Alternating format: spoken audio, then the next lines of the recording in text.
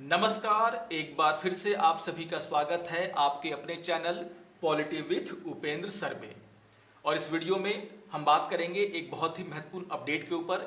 आप सभी को ध्यान में रखना है कि भारत सरकार के द्वारा अंडमान और निकोबार द्वीप समूह की राजधानी यानी कि हम बात कर रहे हैं पोर्ट ब्लेयर की, उसके नाम को बदलने का फैसला किया गया है। और अब पोर्ट ब्लेयर का जो नाम होगा वो होगा श्री विजयपुरम।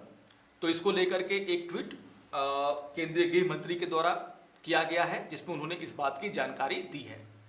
आप सभी को यहां पर ध्यान में रखना है, हम बात कर रहे हैं पोर्ट ब्लेयर की जो कि साउथ अंडमान में है।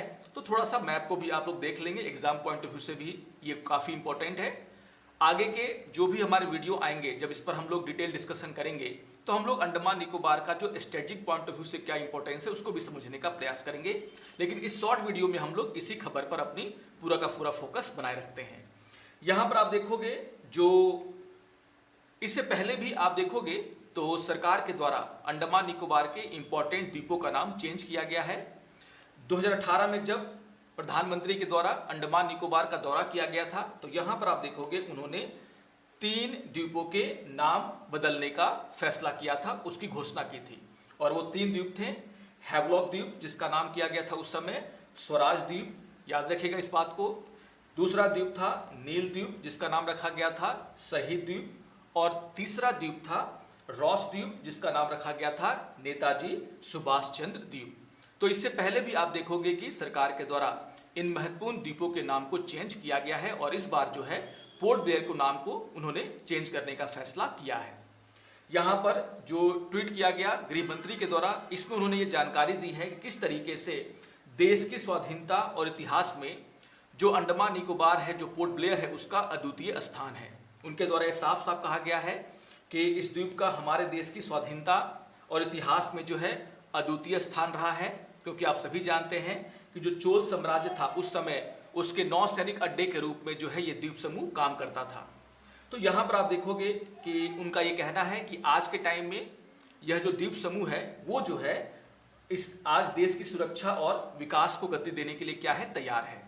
यानी कि पास्ट और प्रेजेंट और फ्यूचर तीनों को यहाँ पर जोड़ करके देखने का प्रयास किया गया है।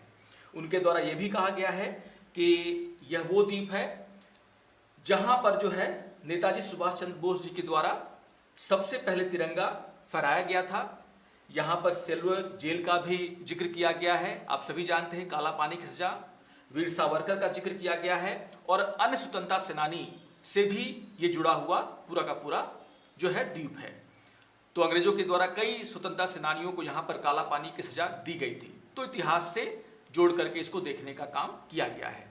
आपको ये भी ध्यान में रखना है कि इससे पहले आप देखोगे जनवरी 2023 में 21 जो लार्ज अननेम्ड आइलैंड थे अंडमान एंड निकोबार के, यानी कि जिनका नाम नहीं था, उनका जो नामकरण किया गया था और उनका नाम जो है जो परमवीर चक्र विजेता हैं उनके नाम पर रखा गया था। तो ये कुछ इंपॉर्टेंट जानकारियां हैं जिनको कि आपको ध्यान में रखना है। बाकी आगे चल करके हम लोग अंडमान निकोबार का जो स्ट्रेटेजिक पॉइंट ऑफ व्यू से इंपॉर्टेंस है उसको भी देखने का यहाँ पर हम लोग प्रयास करेंगे। तो अभी के लिए बस इतना ही। तो मिलते हैं ऐसे ही कुछ इंपॉर्टेंट अपडेट्स के वीडियो में, तब तक के लिए नमस्कार और धन्यवाद।